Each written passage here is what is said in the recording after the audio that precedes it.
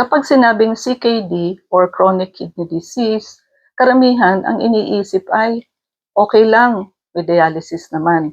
Pero tanungin natin ang totoo, ginagamot ba ng dialysis ang kidneys? Ang sagot ay hindi. Ang dialysis ay hindi gamot. Hindi nito ginagamot ang kidneys. Hindi nito pinipigilan ang tuloy-tuloy na pagkasira ng bato.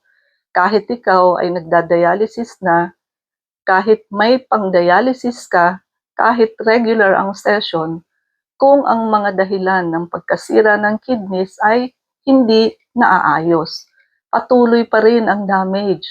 Darating ang oras na magto-total shutdown ang kidneys at ang dialysis ay suporta lang, hindi lunas. Kaya mali ang paniniwala na basta may dialysis, mabubuhay ka. Hindi yun garantiya. Dito, naiiba ang Clinica Medica 101.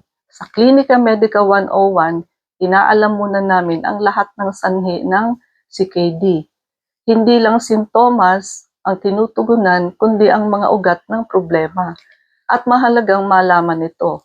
Sa Clinica Medica 101, may treatment na layuning bigyan ng pagkakataon na muling mabuhay at gumana ang kidneys. Pagkatapos maayos at makontrol ang lahat ng nakasira nito, kapag nasettle ang mga factors tulad ng diabetes, high blood, inflammation, toxins, at maling lifestyle, may mga pasyente na nakararanas ng pagbuti ng kidney function. At sa ilang kaso, nabibigyan ng chance ang kidney na muling gumana.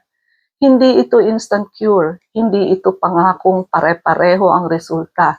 Ito ay targeted treatment na nagbibigay ng pagkakataon sa recovery kung may natitira pang kidney function. Ang dialysis ay pansamantalang salulang ng trabaho ng kidneys.